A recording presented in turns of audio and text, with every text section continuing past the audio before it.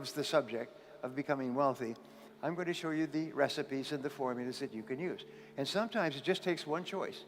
And remember, 87% of millionaires and billionaires are self-made.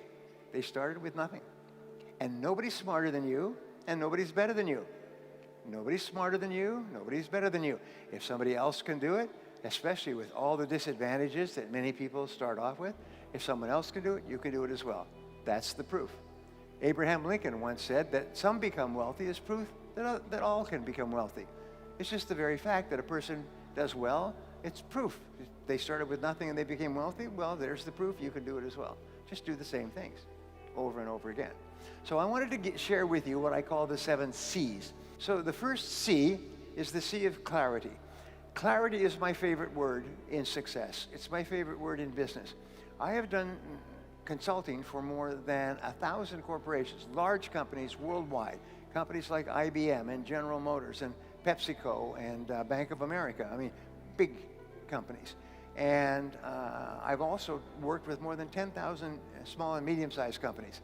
And what I found is in every single situation, problems occur when the company becomes unclear about what it is they're doing or how it is they're doing it. But basically, it's clarity, lack of clarity.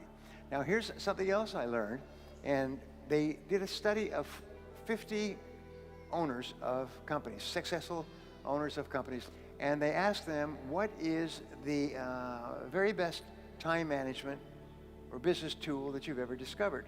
49 out of the 50 held up a yellow writing pad. Yellow writing pad, sort of like this. And this is what they did. This is how they planned their day. They made a list, to-do list today, today's date. They wrote down everything they had to do. They always work from a list, always work from a list, always work from a list. If you don't work from a list, it's very much like taking your hands off the wheel of your car going down a winding road in the mountains. What happens is your life's going to go up and you're instantly going to start doing irrelevant and unimportant and useless things. And at the end of the day, you'll be exhausted and you'll have accomplished nothing. Take a clean sheet of paper and write down goals and today's date, and then write down 10 goals that you would like to accomplish in the next 12 months. Don't worry about 2 years or 10 years or 5 years. Just 10 goals you'd like to accomplish in the next 12 months, and write them in the present tense. Almost like you're submitting an order. And just write down, I earn, I achieve, I weigh, I drive such and such a car, I own. Whatever it happens to be, and the goals will be financial goals, family goals, physical goals, and so on. Write down 10. And then you take this list of 10, and you say, if I had a magic wand, and I could wave this magic wand, and I could have any one goal on my list within 24 hours, which one goal would have the greatest positive impact on my life? Which one goal? And go over it. And usually this will jump out at you. Jump out at you like a spider in a horror movie. It'll grab you. And put a circle around that goal. And that's a goal you transfer to a clean sheet of paper, and then you follow the 7 steps. Write it down, set a deadline, make a list of everything you have to do to accomplish it, organize the list into a checklist, take action, and then do something every day.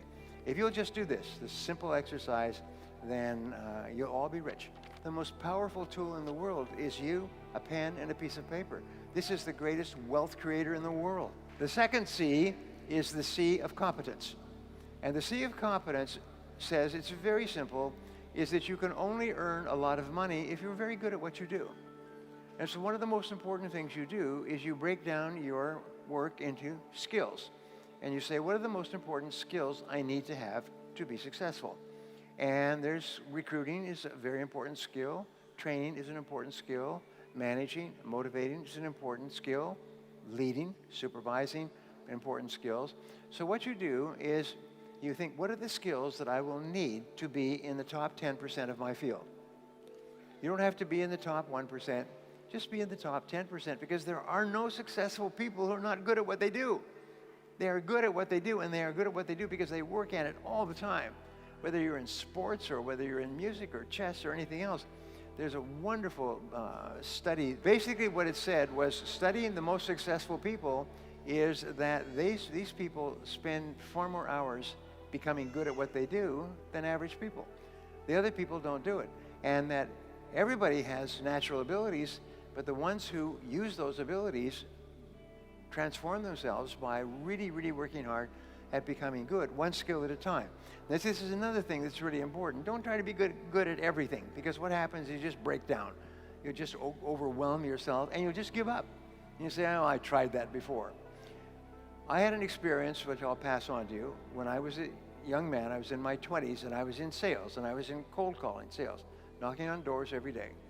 And I was making 1 or 2 sales a week. I was living in a little rooming house with a bed and a floor and a little bathroom, and I was struggling. I could tell you within $1 how much money I had in my world at that time, because it was less than $1. And I worked, get up at 5 or 6 o'clock in the morning. I'd be waiting at 8 o'clock in the morning when people came to work.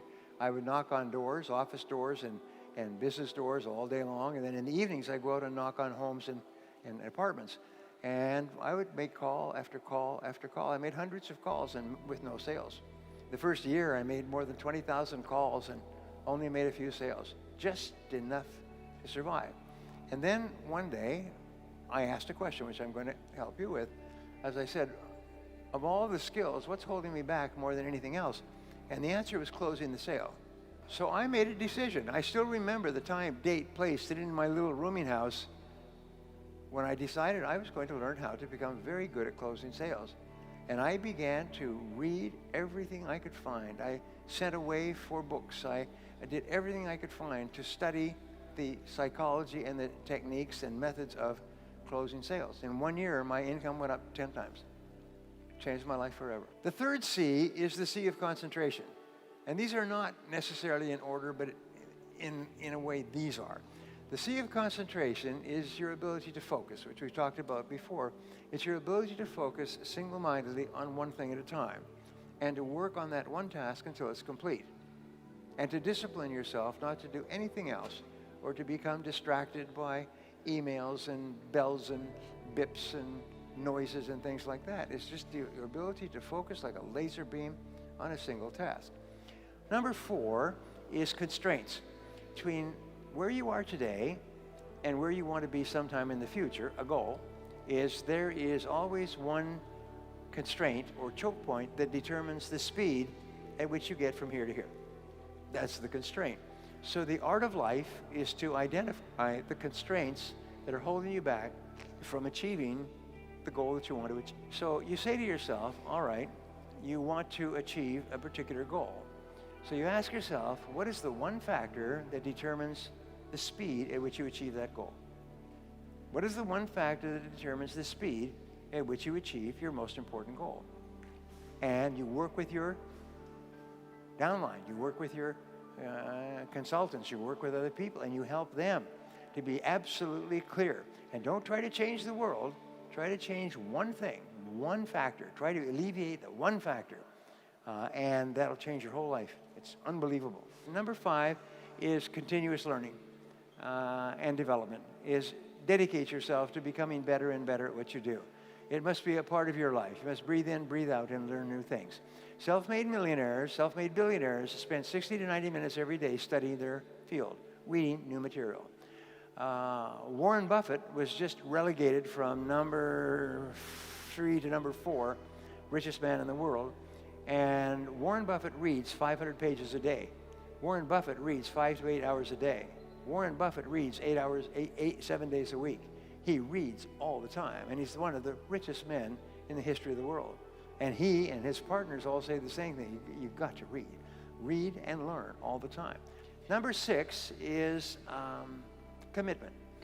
And we know this because you've talked about it a lot. Commitment is really important. There's no success without commitment, without you putting your whole heart into what you're doing and putting your whole heart into what you're doing for a long time. But if you do, there is no limit on what you can accomplish. As you get up in the morning and you make a decision that, by gum, I am going to succeed in this business no matter how long it takes, no matter how many hours a day. And number 7 is courage. And courage, Winston Churchill said, courage is rightly considered the foremost of the virtues, for upon it all others depend. And in courage, what you have is 2 parts. The first part of courage is the courage to begin, to launch, to take a chance, to face failure and rejection, to try something with a very great possibility that you will fail and you'll feel embarrassed and upset and your self-esteem will go down and so on. But the second part of courage is persistence. It's the power to keep going and keep pushing yourself and driving yourself. A woman that I was going out with before I was married, she asked me, Brian, she said, what is your best quality? And I thought about that, and I said, I think my best quality is that I never give up. And I found that that's true, is I never give up. And my children never give up. It's not in our vocabulary. We never think, we'll try something different, we'll try something new, we'll take the losses and so on, but we'll never give up. So how do you develop this unshakable quality of persistence, which will guarantee your success in life? Nothing can stop you if you don't quit. If you don't quit, then the only alternative is you must succeed, and eventually you must succeed greatly. Well, the great rule, you become what you think about, but you become what you say to yourself. So what you do is you say to yourself these magic words. You say, I never give up. If you never give up, my promise to you, my guarantee to you, is that you are going to be an enormous success in the months and years ahead, and I hope you are. Thank you very much.